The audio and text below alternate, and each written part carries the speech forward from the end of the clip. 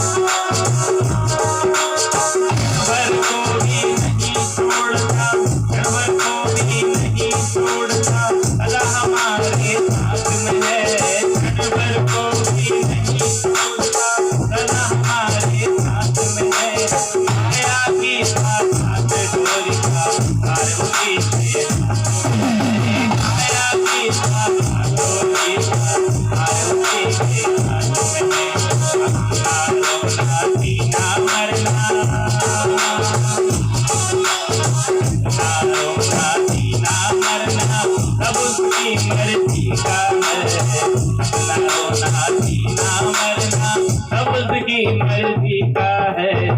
इसको हम परमात्मा कहते, ये सब खेल उसी का है। राम सिया राम सिया राम सिया राम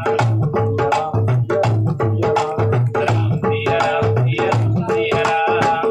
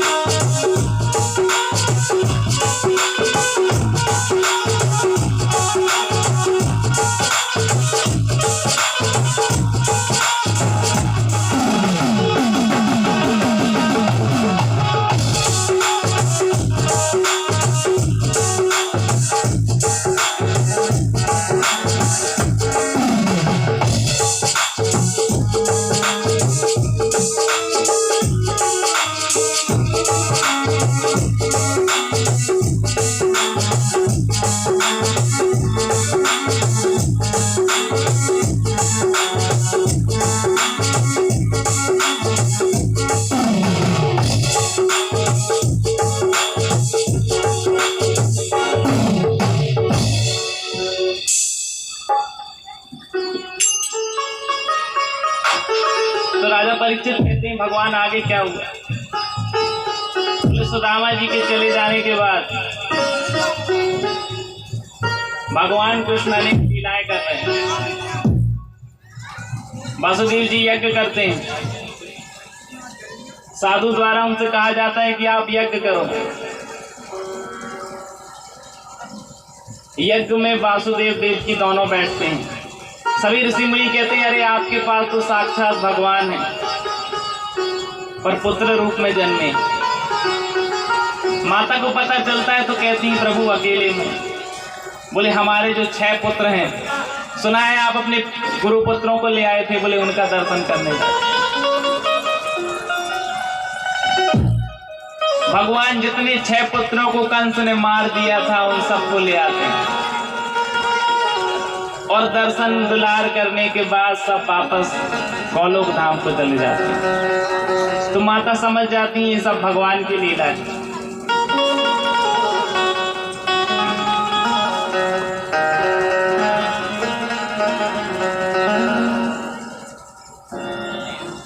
एक संत से किसी ने पूछा गांव और शहर में क्या अंतर?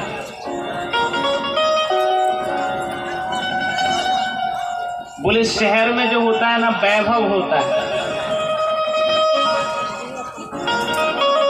और गांव में बोले भाव होता है।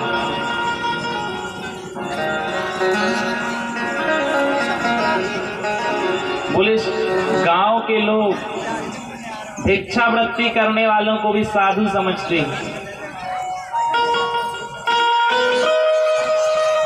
और शहर में बोले ऐसा नहीं,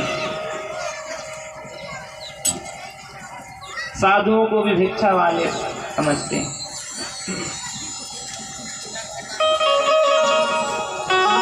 तो राजा परीक्षित कहते हैं कि भगवान, हमने सुना है कि यदुवंश को ब्राह्मणों का श्राप, बोले कौरव और पांडव दोनों में भगवान ने तर्क करवाए और उनका जो विध्वंस होना था उनका हुआ। बोले हमारी इच्छा हो रही कि यदुवंशियों का कैसे मोक्ष हुआ। तो बोले राजन, हम आपको बताते हैं। जामवंती के पुत्र थे सांब, कुछ राजकुमारों के साथ मिलकर खेल रहे थे। आरण्य में, जंगल में कुछ ऋषि मुनि बैठे तपस्या कर रहे थे। नारद जी, भृगु, वशिष्ठ ऋषि उन ऋषि के पास गए और कहा, सांब को एक कन्या बना के लेके गए और कहा, महाराज ये एक स्त्री है, आप बताइए इसको पुत्र होगा या पुत्री, इसको क्या संतान होगी। तो भृगु ऋषि अंतर्यामी थे, सभी ऋषि मुनि, उन्होंने कहा कि इसको ऐसा मूसल होगा जो इनके वंश का विध्वंस करेगा। अब उन लोगों को भान हो गया कि ऋषियों को समझ में आ गया। ऋषियों से क्षमा याचना की, पहुंचे द्वारकाधीश के पास। बोले प्रभु, हमने तो बस प्रमाद बस ऐसा कह दिया था। बोले मूसल कहाँ है? राजा उग्रसेन के पास लेके गए। उन्होंने कहा इसको चूर्ण चूर्ण करके और समुद्र में फेंकवा दो। उस चूर्ण को एक मछली खा गई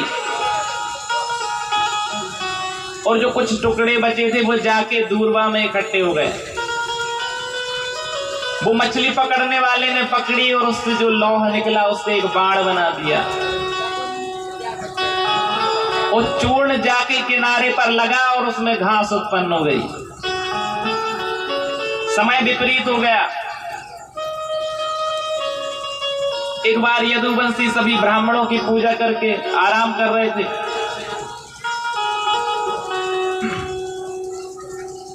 नशीली वस्तु का सेवन कर लिया, आपस में लड़ने लगे।